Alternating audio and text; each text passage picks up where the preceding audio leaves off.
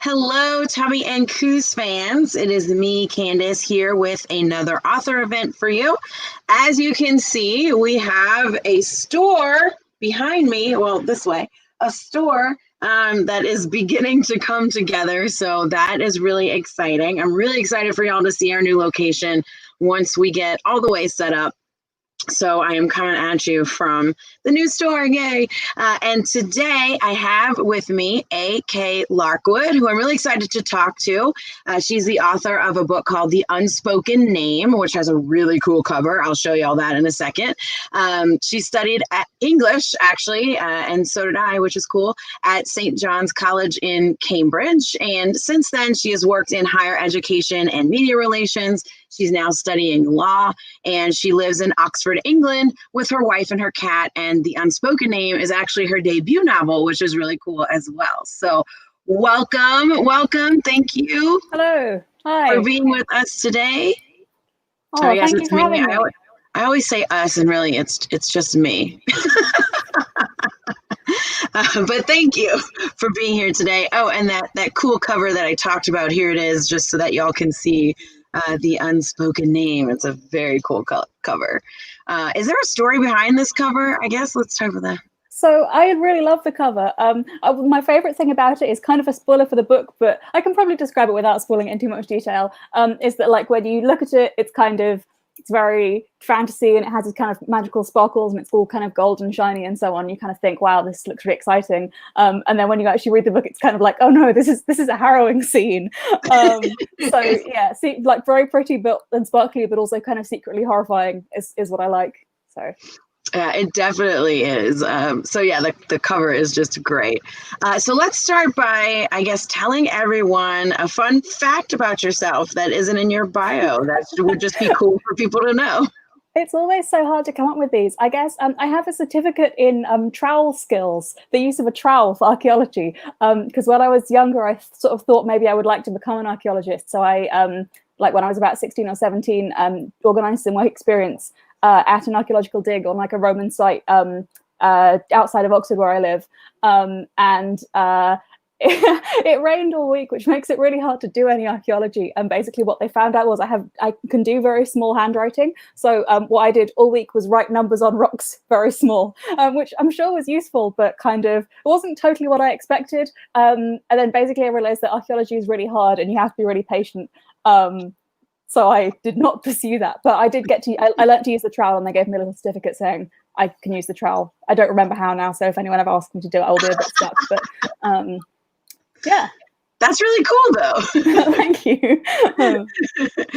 So tell us a little bit more about The Unspoken Name and what it's about, and just, I guess, what inspired you to write it.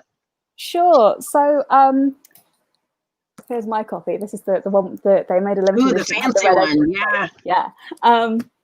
So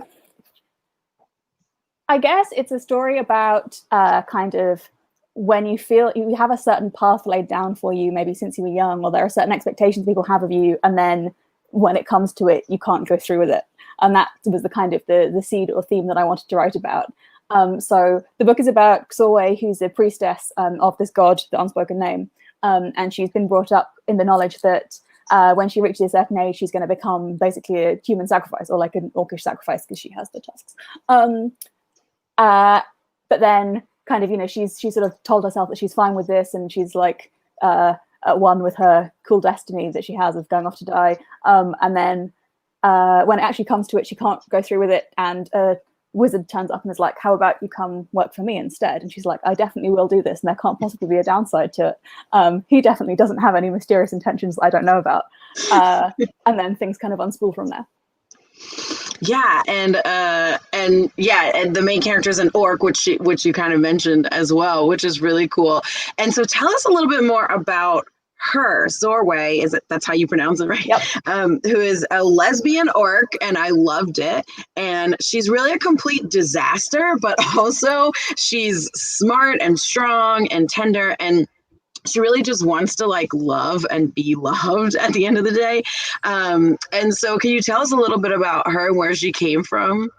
Yeah, so it was kind of a very interesting experience writing her as a main character, because in the first draft that I produced kind of like years before it ever was finished or anyone ever read it. She was like a much more embittered character. She was older. She was kind of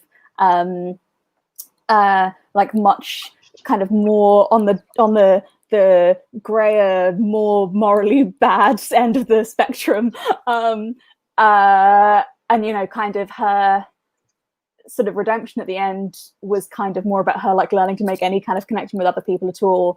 And it was just kind of generally a more depressing book. And there was no romance arc in that book because I kind of couldn't figure one out for that character. And then I was sort of redrafting it and kind of figuring out how to do the romance arc of her where she falls in love with this girl wizard that she meets. Was kind of the key to figuring out her character in some ways as kind of this kind of younger, more hopeful character with more of a sense of humor and more of a kind of, like you said, like a desire to connect to other people. And I think that kind of when I was first writing it, I didn't really know how to do like a queer romance because I hadn't really read very many in sci-fi and fantasy. I didn't really feel like I had a lot of models, and it's difficult if you don't have a lot of models in fiction because it's kind of like, what can I use other than my own experience? But that's a bit intense. Maybe I don't want to put that much of myself in this book.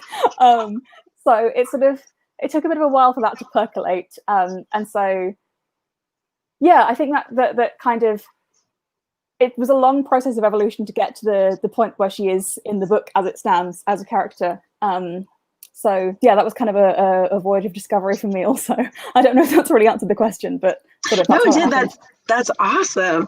And so what came to you first, like in the process of writing this book? Did the character come to you first? Did the world come to you first? Did the plot come to you first? Like what came first, and then how did everything populate around it? So kind of a patchwork of things, really. I mean, I always say that the idea of the priestess and the shrine and kind of climbing up this mountain to this cave where the ultimate sacrifice takes place, and then she ultimately turns away from it. That was kind of the first image of this book that I had, but actually loads of the like world building and stuff was things I had knocking around from previous projects, because like, so in this book, if you haven't read it, there are various kind of gate portals that you travel through, and you travel through this kind of weird hyperspace environment sort of thing to get from one location to another, basically because I wanted to do like all different landscapes, but I don't know about geography and I hate being corrected, so I was like, well, it's by magic. So there are lots of different kind of, it's almost like a multiverse, so there are various different kind of worlds and societies that form part of this setting, and like a few of them I'd kind of done stuff with before, and just was like, well, I'll just paste this in. But yeah, no, mostly it was about the kind of the human sacrifice or orcish sacrifice, who then kind of turns away from it, which was very inspired by I'm sure I've talked about this before, but by Tombs of Atuan by Ursula Le Guin, which is a similar kind of story but a different take on it. Yeah, that's really cool, because it is like a very similar thing, but it's not the same really. But now that you say that, yeah, I can tell that this book is based on, it's like inspired by, I should say, inspired by that for sure. No, definitely. Well, it was one of my favorite books when I was younger, so I think kind of definitely every time I reread it, I'm kind of like, oh wow, it really was very inspired by this. And some of the multiverse stuff, like a big inspiration for that was the Diana Wynne Jones, her like children's / young adult books kind of have a lot of weird fantasy multiverse going on in them, and like I really loved those when I was young, so I think I hadn't really thought of them as being a big inspiration, but then actually I reread loads of them earlier this year and I was like, wow, these really kind of like clearly did something very formative to my brain. So yeah. For sure. And let's go into your world building a little bit, especially since you brought that up. I'm really interested to talk about this a little bit more, because there are a lot of different like cultures and facets to this world, and a lot of different peoples and deities and all of this stuff. And they're all connected by this maze of echoes, and you can kind of go through them. And it's interesting to hear that that's just because you didn't want to do geography, so you're just like, well, but portals and magic. But tell us a little bit more about your world building process and like how you came up with all this stuff. So like I'm being a little bit flippant when I was saying this because I don't know about geography, although that is totally why. I came up with the hyperspace maze in a work in progress that was like a year or two before I started working on Unspoken Name, and it was the setting was very fun. It was all set in the world which Shithmili, who's the romantic interest in the book, comes from. But it was very fun doing the world building, but that story kind of wasn't really going anywhere, so I put that away. I might come back to it at some point. And basically I had this idea that I kind of wanted it to be a world where there were lots of different kind of diverse places, lots of different types of society, and kind of a lot of contrast between different cultures and so on. And I wanted them to be in contact with each other, but I kind of didn't want it to feel like the modern globalized world, as it were. I kind of wanted there to be some like difficulty and connection between them. So I was thinking about like the Age of Sail, so sort of 18th, 19th century kind of, you can travel between continents, you can travel between countries in these ships, but the journey takes a long time and it's very dangerous, and well, not necessarily very dangerous, it's semi-reliable, but some weird stuff might happen to you on the way. And so I kind of had the idea of, but rather than the sea, because then I'd have to know about boats, and that's very hard. Like boats and horses, there are so many of them in fantasy. I don't know anything about either of them. And people tell you off if you get them wrong. It's true. So I was like, okay, so it's like a hyperspace realm. I was like, well, maybe it's kind of like space. Maybe it's kind of like a space opera where you can go between different planets. But then I also don't know about space. And also it bothers me with space that if the spaceship breaks down, then that's the end of you. There's nothing to be done. Whereas I quite like if you have the hyperspace maze in this book is kind of, it's all like stone tunnels and it's very kind of barren and strange. But you know, like if your ship crashes, you can kind of get out and wander around, and there's kind of a lot of opportunity to have weird stuff there. And actually, that's not something that I really made use of that much in Unspoken Name, so it's something I would hopefully like to come back to at some point. But all of the corners of this world have like various little ideas tucked away. If you like look behind a shelf, there it is, that I would like to use at some point. But hopefully, there's only so many books I can write in 1 year. Yeah, and it did seem like when you were reading, there's you know, a lot that's like not there, and so I'm like, I bet that this author has like knows all of this and has a lot, because it all feels very real. And there's just a lot of things that aren't explained, but they don't really need to be explained. But I was like, I bet the author knows how this works though. And I thought that was good, because one thing that it bothers me about a lot of epic fantasy is that the author will take a really long time to go into an explanation or a description of something, and you don't really do that, which I thought was a plus, because that's all boring to me. But it's still like you give us enough that like we understand, we know how it works, but not too much, and I enjoyed that about it. I'm glad. It's kind of a difficult line to walk. I feel like I made it easy for myself because the protagonist starts out the book as basically like a child, so people have to explain stuff to her a lot, so it feels kind of integrated. But also she's like a very practical person, so it's kind of like, I need to know as much as I need to know to be able to do the thing that I want to do, and I don't need to know any more than that. Yeah, I mean, in some ways I do know more than what's in the book about some aspects of world building. Other times things aren't there because I couldn't be bothered to think about them. Yeah, generally, if there's kind of extra stuff, it's because I had some idea of where the story was going to go, so I had to think of how it was going to happen, and that didn't end up going in that direction, rather than just being kind of like, there definitely are people, and I like super respect it, but I could not be that person. It's kind of like, I'm going to figure out like the system of government of every country in this world and like all of the geography, and I'm like, this is incredible, I love this encyclopedia, but I can't. So yes. Yeah, I was just wondering if you were the kind of author who had like a world building Bible, who just has like a giant book of stuff, but it doesn't sound like you are. Well, every now and then I sort of try and do like, here's the master world building document, where it's kind of like, every time I'm kind of like come up with some like house crest or whatever, I just write it down in there. And then inevitably after about a month, I lose that somewhere in my hard drive. And it's kind of like, well, I think I remember how this was. So yes. And also because it's so much of it has like evolved a lot over time, kind of with the I guess magic system, for want of a better word. I definitely was not of the school of kind of, I'm going to come up with this very like intricate, beautiful magic system beforehand, and then everything's going to have to cleave to that. It was kind of like, well, I'm just going to write the story, and whenever I want something kind of magical to happen, I'm just going to make it happen. And then at the end, I'm going to go back and be like, this is how it happened. Yeah, slightly reverse engineered, I guess. Yeah, I was wondering about that too. I'm glad you brought up your magic system because that's another thing I wanted to discuss because it's interesting. It's derived from like different deities, and like magicians have a patron who bestows power on them, and then each god has a different aspect, and each person's abilities sort of vary depending on their connections and who their patron is. But it's made very clear that like any use of magic takes a toll on like the physical mortal body. But it's also kept a little bit loose in the book. Like it's not fully explained everything, which again is something that I like. Some people may not, but I like that. But because the main thing that really matters is this cost of magic, essentially, which I think is well done in this book. Like you understand what the cost is. So I was just wondering too, like about your magic system and how you created it and your thought process behind it sort of being connected to religion. So, yeah, I think I originally got the idea from playing clerics in Dungeons and Dragons, to be honest. I was wondering about that. That was another question. Great.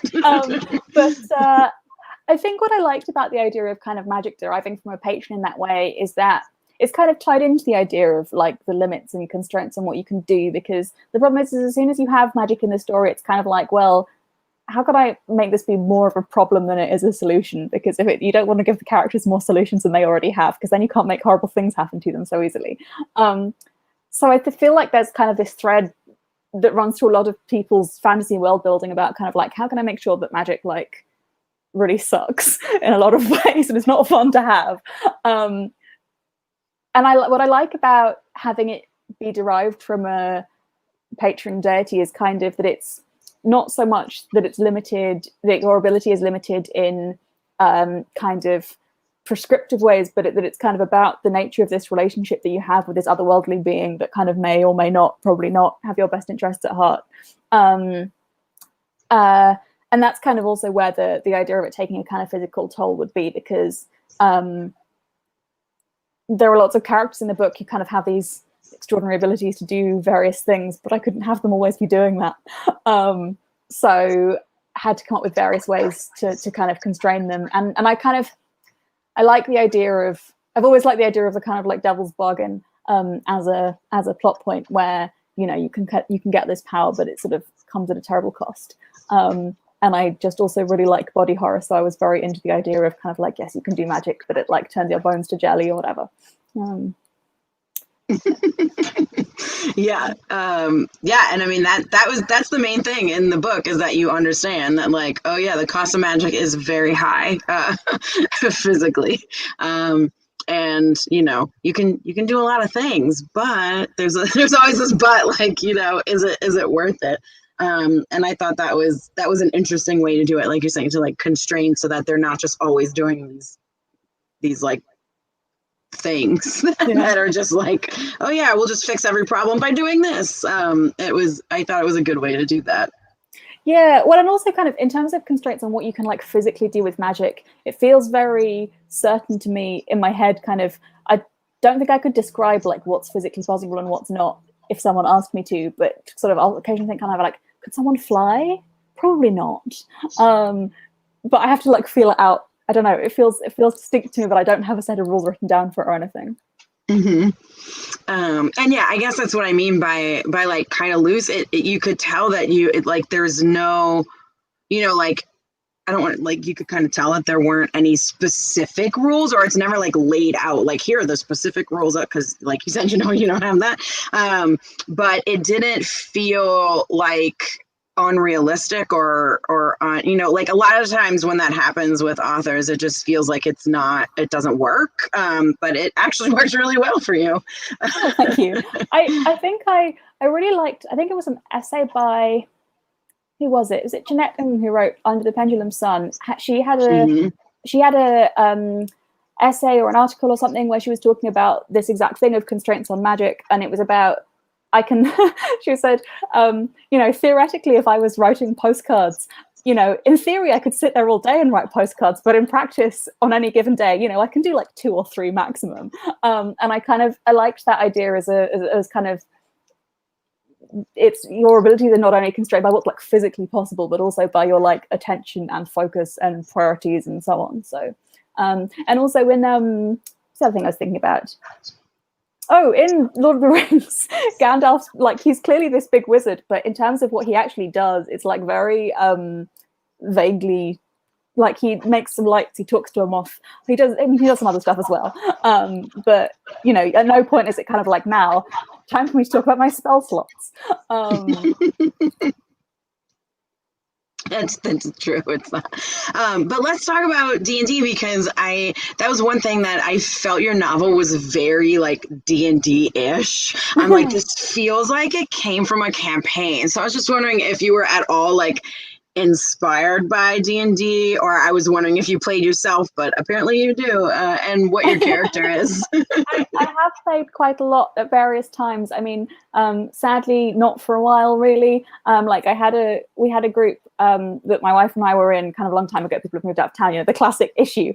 But yes, I really enjoyed playing it. I really enjoy running it. And it's interesting to me how like running in Dungeons and Dragons game uses kind of like some of the writing skill set, but some not. And I feel like predictably I was good at it where it involved the writing skill set and not good at it where it did not. Like I'm not much of an improviser. And I don't like doing voices. So I was always kind of have fun like coming up with a scenario, coming up with some like puzzles, beautiful inscriptions, and so on. And then I would kind of I would always be like, when the players would come and like make some decisions about what they were going to do, I'd be like, no, I made this beautiful story and you're not doing what I wanted you to do. I wasn't very good at rolling with it. But in terms of playing it, I think it's kind of, I don't know if there are specific things that have come from games that I've been in that are now in the book, but it kind of makes you think about like what's interesting about a character, what kind of makes you relate to a character, why do you end up caring about certain dynamics, and also kind of what motivates the character to go and do things.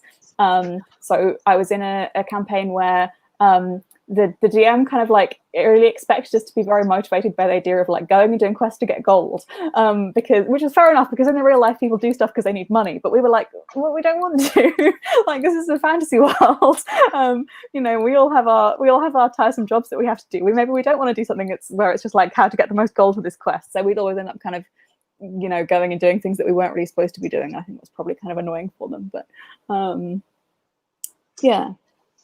Yeah, when my last D&D campaign it's been a while as well since I played, but it was very similar in that we did not do anything that the DM wanted us to do, and it was the same. He was sending us on this like quest to get money, but then we had to like wait a week for whatever reason, and so then we were kind of just hanging out, and one, you know, we just randomly found like an evil elf who was having who had like a brothel, and so we're like, we're gonna free all these women, and it went in like this like completely different direction that it was not supposed to go in, but it was really fun. I guess that's the fun thing about D&D, is that it can just go off in different directions. Definitely. And I think that's kind of definitely an impulse that I have to kind of keep under control when actually writing, because I always will be kind of like, oh, but what if there's another side quest where they have to go and defeat an evil elf? And it's like, no, it's not allowed to happen. I only have so many words. Right. What if someone's long lost sister turns up? No. So one thing that too I wanted to talk to you about is that this novel takes place in like a vaguely sort of medieval European setting, which is like a lot of fantasy novels take place in that sort of setting. And it does have a lot of trappings of that epic fantasy, like old wizards pulling out heroes, setting them on a journey, old magic gods, all that kind of stuff. But also you avoid a lot of the bad tropes of that. So like the misogyny and the homophobia and things like that aren't there. There's no need for heirs. You know, these things that are typically in all of these kinds of books. And so that was pretty refreshing to me, because epic fantasy a lot of the times relies really heavily on those tropes. So I was just wondering, how did you decide that? Like, was that intentional? Clearly it was at least somewhat intentional. And how did you decide what to keep in there as far as those tropes go, and what to sort of reinvent? Yeah, this is a really interesting question. It's come up a few times. Like, I wish I could be like, yeah, from the outset, I was like, I'm going to do this utopian, or not utopian, this world where everything's much more egalitarian and it's just not an issue. But actually, I think kind of, you know, just from having some baggage from existing in society, I like super didn't think of that when I started writing it. And like the first draft, you know, there was a lot of conflict around kind of homophobia and, you know, sort of the sense that if there was going to be a romance between these two women in the book, it was going to be kind of somehow something that other people, you know, even if they weren't opposed to it, it was going to be like unexpected or they didn't get it or whatever. And then I was like, actually, this is boring. And I don't want to write about this. And it's not really reflective of my own experience. And why should it be this way? And I was surprised to find that it actually kind of, it opened up more kind of plot opportunities than it closed off. So like, for instance, in the book, there's the love interest has an evil aunt, and in the previous version, the evil aunt kind of like didn't really get what was going on between the main character and the love interest, and so she wasn't really suspicious about it, and kind of didn't really clock that there was like a connection there. Whereas in the book now, it's kind of like, oh wait, if this is fully a possibility to her, then of course she's going to figure out that they're up to something together, and so that kind of it just made that whole plot point kind of click together a bit better. But then again, kind of, you talked about like the no misogyny. That's actually something that my editor helped me with a lot. Like, I definitely didn't set out for it to be a sexist society, but like, she kind of pointed out to me, oh, you know, there's actually, you know, whenever you have some guards turn up, they're always just all dudes, and they don't have to be. And I was like, you're right, they don't all have to be dudes. And so that's kind of something that I like want to keep working on, because I'm very aware of like, you know, having various kind of just like unexamined things that I haven't thought about before. So like kind of wanted to make the books more diverse in terms of gender and so on is something that I'm still kind of working on and like learning about. So yeah. So yeah, it's kind of, it's definitely been a learning process rather than me setting out thinking this is how I want to do it. Here's my great cause. Like everything with the book, I don't ever really know what I'm doing when I start. That's fair. Yeah, and I just was particularly interested that there's no like heirs, because that's always such a big deal in fantasy books. Like, this person is the heir to this or whatever, and you don't really have that in yours, and I thought that was really cool. Oh, thank you. Yeah, it's interesting that kind of even in it seems to be something that we can't really get away from, and I see why, because it's really an interesting trope, and I'm always interested in kind of like, you know, this person, whoever they are, through nothing that's really to do with them, is kind of required to fulfill this destiny or has certain expectations put on them, which is like very what the book is about. But even in kind of stories where it's more like pro LGBT and there's kind of lots of gay relationships going on, it's kind of, that still seems to be really key. Yeah, I don't know. I do find an inheritance drama interesting, but it wasn't something that I deliberately left out. I guess it just kind of didn't naturally happen. Well, because also like everyone in the book is basically an orphan, right? Apart from Tal. Yeah, and this book is the first of a trilogy. And so I was also wondering, did you plan like the whole trilogy out? Did you know it was going to be a trilogy from the beginning? And how did you decide to like where you're going to end this one and where you're going to start the next one? I feel this has been my answer to a lot of your questions. I did not plan it at all. I wrote the first one kind of wanting it to be a standalone, because I'd sort of read quite a lot of long series fantasy and got a bit disenchanted with it. So I wanted to do one story, not overwhelmingly long, that would be concluded in a single book. And then I was like, well, I guess I could do a sequel. So it took quite a long time of, searching around to see what story I wanted to do with that sequel, and it's ended up being quite unusual, and most of it takes place quite a long time after the first book finishes. So you definitely do find out what happens to almost everyone from the first book, but we are reintroduced to them a bit further down the line. In part because I just really like the end of the first book, and I sort of I'm not going to spoil it. I nearly just said what the end was, and I can't. I kind of wanted to leave that hanging for a bit before sort of starting the disaster train again.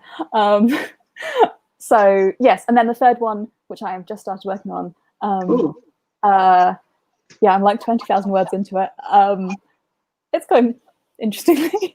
That is also, it is in the same continuity, but it's very different. So kind of not a classic sequel, I guess. So yeah, there is kind of a, I guess I think what I've said before is kind of, I've not had an idea of like a single progression through one narrative through all of the books, but it's more kind of like a galaxy of different ideas that kind of expands the more stuff that I write, the more I'm kind of like, this would be a cool idea. Maybe I could write about his brother. Maybe I could write about, and so kind of different ideas kind of spin off all the time. And I didn't really have a sense of this kind of one world narrative of kind of moving towards something of like huge kind of universe spanning conflict or whatever. It was more just kind of like, here are more stories of different people and conflicts have arisen and kind of keep going on. Yeah. That's so cool. As a person who is like super structured, I am really fascinated by you, who seems to just be like, I'm gonna write like, cool, this idea sounds good, and you sort of follow it, and are much less structured than me. And I think that's awesome, because I'm like, I have to, I'm the kind of person that like has to have everything planned out step by step. And I think so. Are you a pantser or are you a plotter? I mean, this makes me wonder this question.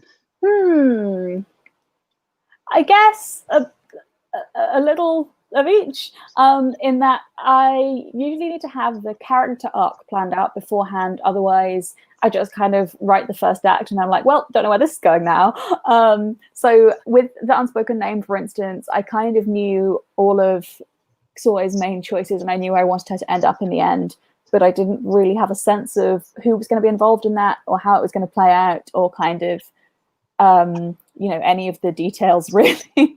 And then with book 2 it was a little different because I knew all of the characters and I had loads of stuff pre-set up from the first book, so I'd had a little bit less leeway to mess around with it. But again, there I knew the main moments, but there was a lot to make up as I went along. And also I tend to write quite fast and then have to rewrite the whole thing because I made a mistake.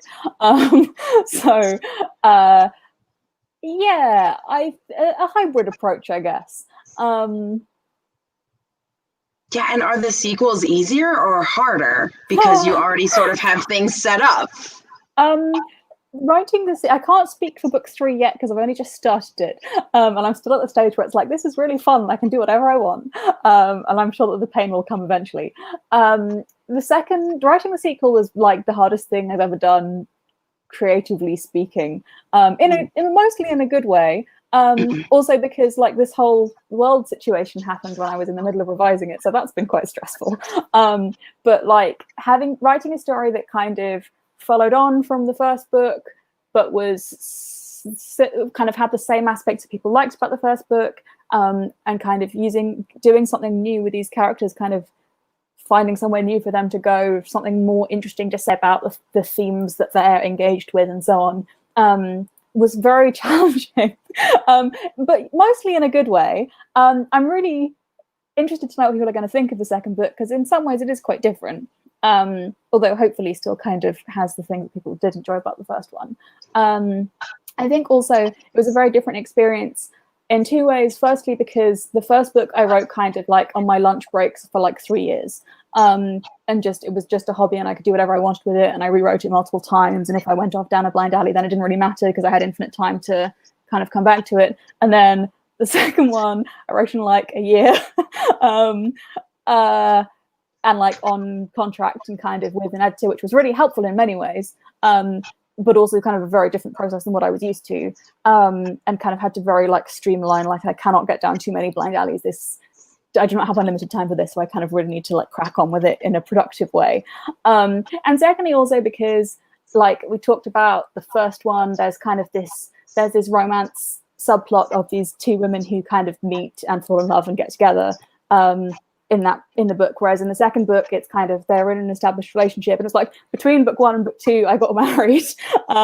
So kind of one of the themes that I wanted to look at in book 2 is this kind of like, obviously getting married, very good, very nice. It's also kind of like making a life commitment to someone kind of, I think, brings into focus the fact that you have like, you know, that's a limited amount of time. Like you're not both going to be around forever. So some of that kind of like anxiety about that, about kind of like the limitations of human life and so on, was sort of what was going around in my head when I was thinking about the second one. So it's kind of maybe slightly darker themes and the kind of like nice coming of age romance in the first book. I don't know. So yeah.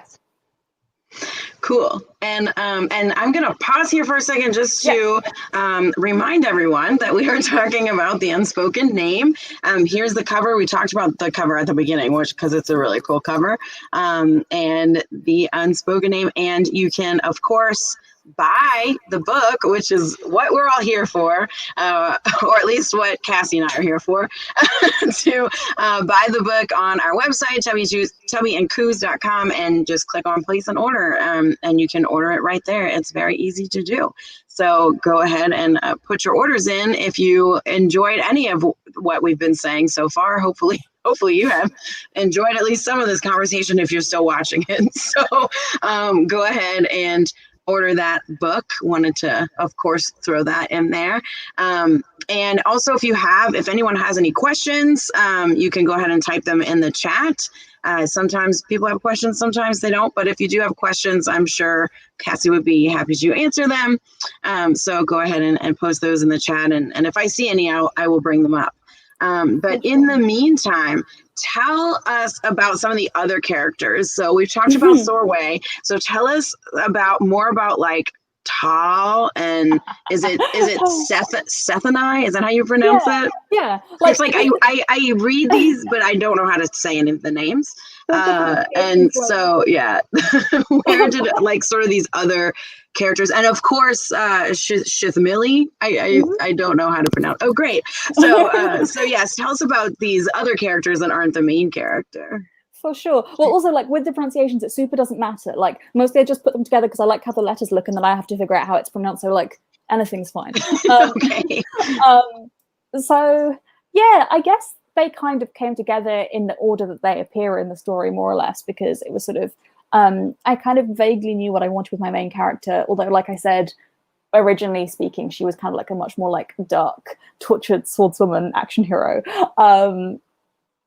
So Belthandros, the wizard, Sethani, was the first other major character to occur. And the first kind of little bit of that story I wrote was their conversation, like in the shrine, where she's like, "No, I'm going to go and be a human sacrifice," and he's like, "But you don't have to, though." And then they obviously end up living together. And so writing him was very interesting, partly because it's kind of a character or character type that I've written loads over the years. I feel like I've always been kind of interested in the like mentor character who's maybe like not 100% looking out for your ends, really. So like I watched a lot of Doctor Who when I was a teenager, and I was very taken at that time with the fantasy of kind of like, "Oh, my boring life, imagine if a cool magic man came and took me away from my problems." And so it was kind of, writing him was kind of fun because it was like, in some ways he's a cool magic man who comes and takes you away from your problems, but also this causes a lot more problems that are, I don't know, not worse than being human sacrificed, but kind of, they're more complicated than I thought she was going to have to get involved in, I think.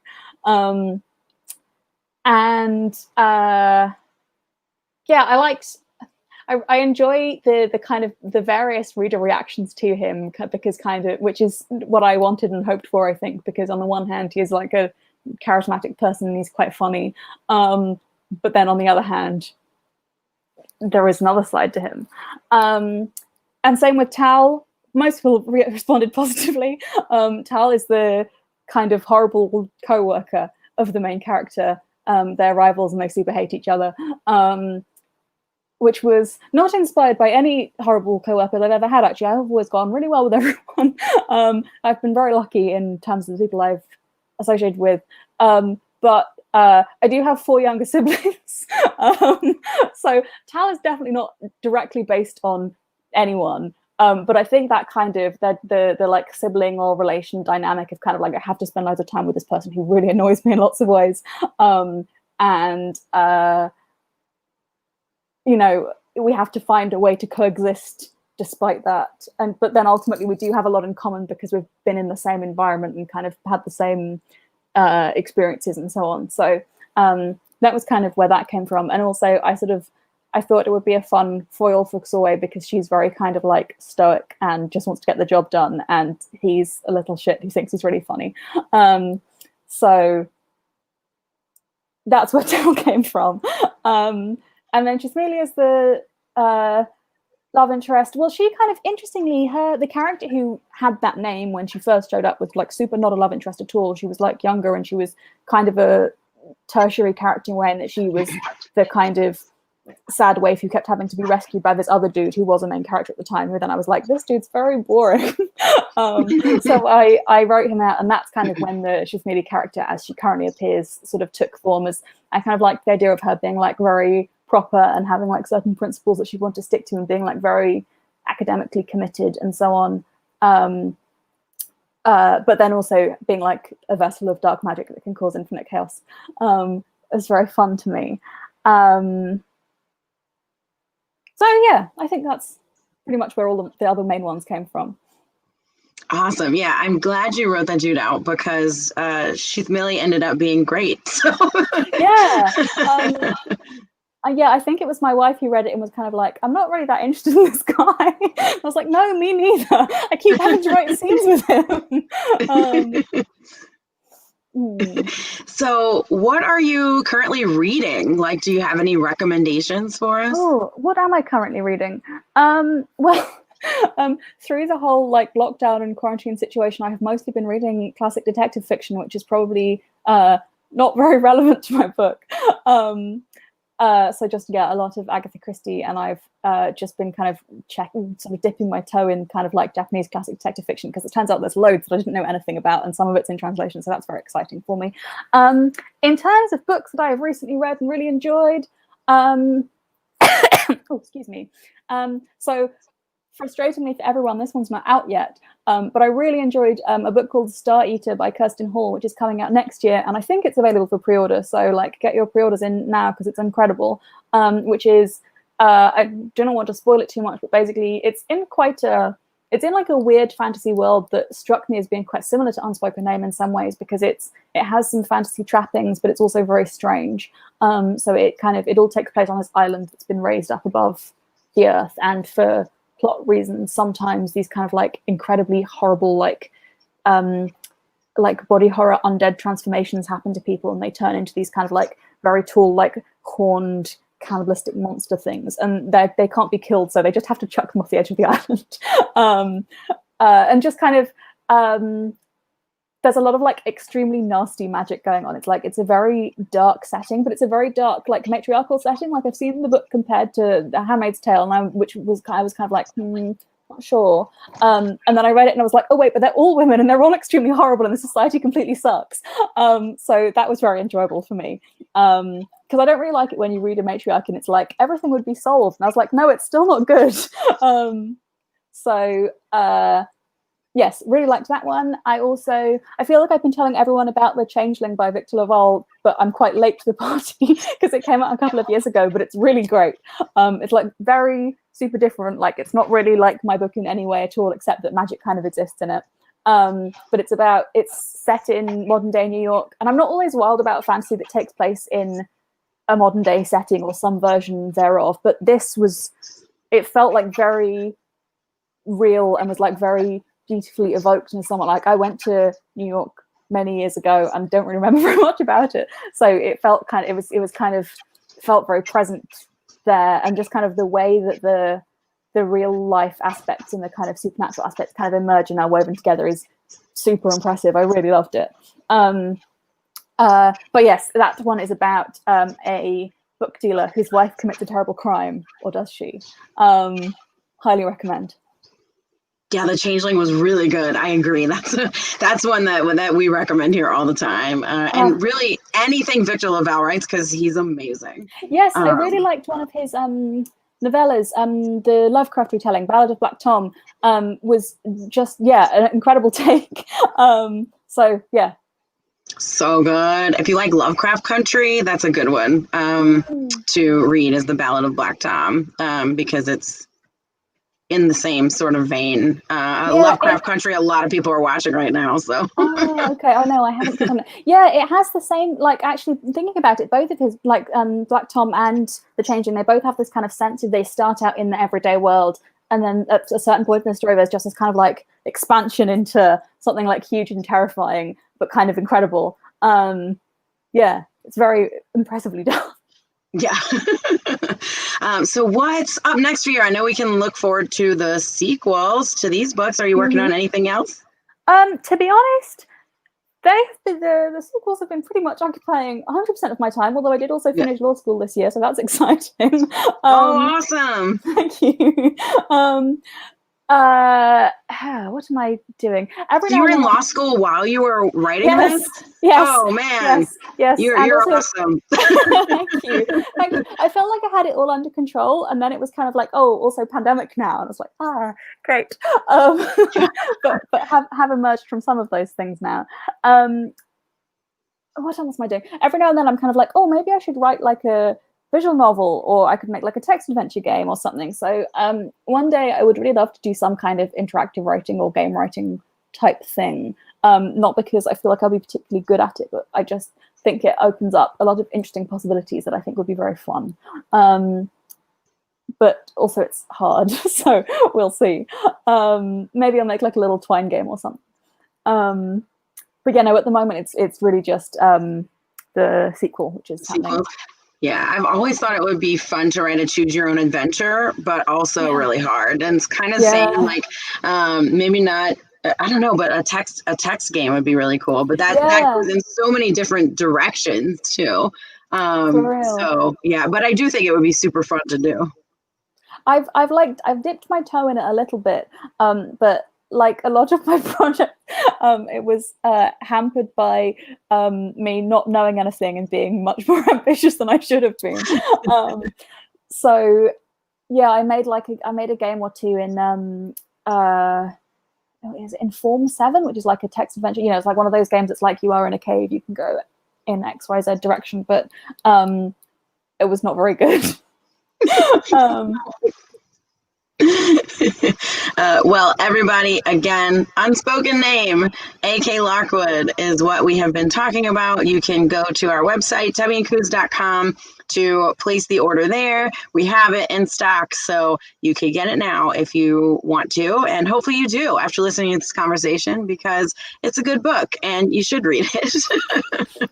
I worked very hard on it. Yes, and you can find Cassie online. It's aklarkwood.com, which is pretty easy to remember, I think. And I think you're at AK Larkwood on most social media, correct? Yes, that's correct, although I'm not on there very much at the moment. But yes, at some point maybe I will tweet again. Awesome. So here you go. You can go online, get all the info, order books again on our website. And thank you, Cassie, so much for talking to me. This has been really fun, and I'm glad that you're able to join us all the way from England. Oh, thank you very much for having me. It's been great.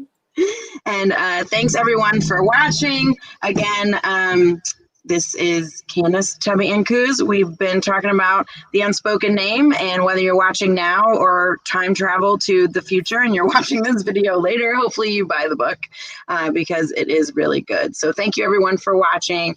Thank you, Cassie. Thanks to Tor as well, who published this book, and everyone have a great day.